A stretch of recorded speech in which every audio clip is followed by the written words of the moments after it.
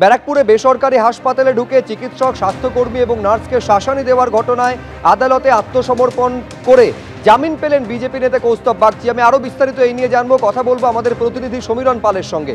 সমীরণ। শুভ্রজিৎ, গত 1 জুলাই ব্যারাকপুরের Sarada multi speciality হাসপাতালে এক রোগীর মৃত্যুর ঘটনার পর বিজেপি নেতা আইনজীবী কৌস্তব বাগচি তার সহযোগীদের নিয়ে যায় এবং তার বিরুদ্ধে অভিযোগ ওঠে চিকিৎসক এবং নার্স এবং স্বাস্থ্যকর্মীদের তিনি নিগ্রহ করেছেন।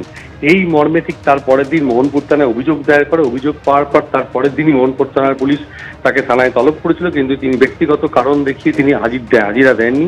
আগামীকাল অর্থাৎ 8 তারিখ সকাল 11টার সময় মোহনপুর থানায় তাকে হাজির হতে নির্দেশ দেওয়া হয়েছিল।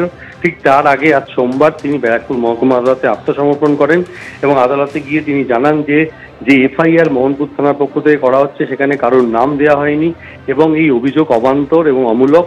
সেই ভিত্তিতে আজকে তাকে ব্যারাকপুর মহকুমা আদালত তার জামিন মঞ্জুর করে এবং আগামী 10ই ডিসেম্বর তাকে ফের আদালতে হাজির হতে নির্দেশ দেওয়া হয়েছে। এদিকে গতকালই তিনি কেন্দ্রীয় স্বরাষ্ট্র সচিবের কাছে তিনি চিঠি লিখেছিলেন এবং রাজ্যের স্বরাষ্ট্র সচিব এবং ডিজি এবং পুলিশ কমিশনারকে চিঠি লিখেছেন যে বারংবার তার বাড়ির সামনে তৃণমূলের তরফ থেকে বিক্ষোভ দেখানো হচ্ছে এবং তার ফলে তার বাড়ির এবং তার পরিবারের সদস্যদের নিরাপত্তা বিঘ্নিত হচ্ছে। এই নিয়ে তিনি সরব হয়েছিলেন। ঠিক তারপরেই আজকে তিনি আদালতে আত্মসমর্পণ করেন এবং আদালত তার জামিন মঞ্জুর করেছে। শুভ্রজিৎ। ধন্যবাদ সমীরণ। আমি আরেকবার আপনাদের বলবো, যে বিষয় ছবি ভাইরাল হয়েছিল রীতিমতন ব্যারাকপুরের এই যে বেসরকারি হাসপাতাল, সেখানে রোগী মৃত্যুর ঘটনার প্রতিবাদ করতে গিয়ে চিকিৎসক, নার্স এবং স্বাস্থ্যকর্মীকে শাসানি দেওয়ার ঘটনায় আদালতে আত্মসমর্পণ করে জামিন পেলেন কৌস্তব বাগচি।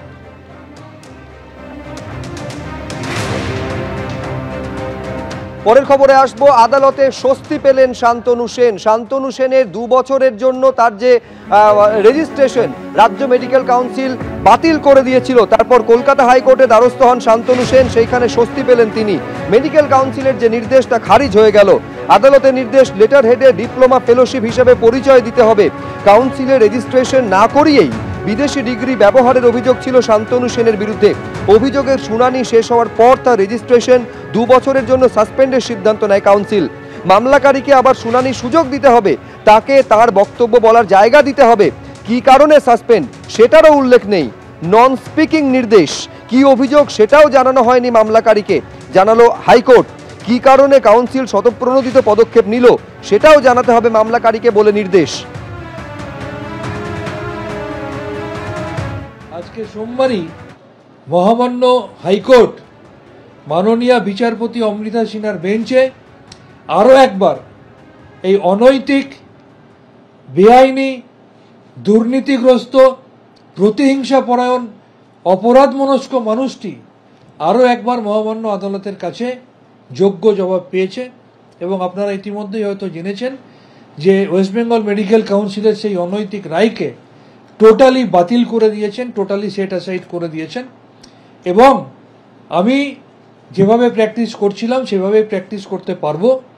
আমার যে এফআরসিপি কোয়ালিফিকেশন নিয়ে মিথ্যা অভিযোগ তোলা হয়েছিল, মাননীয় বিচারপতি পরিষ্কারভাবে বলেছেন আপনি এফআরসিপি যেভাবে লিখতেন সেভাবে লিখতে পারবেন, ফুল ফর্মটা আপনি লিখবেন। সুতরাং ঠিক যেভাবে অন্যায়ভাবে, আনকনস্টিটিউশনালি, নিয়ম বহির্ভূতভাবে আমার আইএমএ ইলেকশনকে অবৈধ ঘোষণা করেছিল এবং মহামান্য আদালতের কাছে একটি জোর তামাচা খেয়েছে, আজকে আবার অনৈতিকভাবে ঘোষিত সিদ্ধান্ত মহামান্য আদালত রদ করে দেওয়ার মধ্যে দিয়ে আবার একটা যোগ্য জবাব তিনি পেলেন।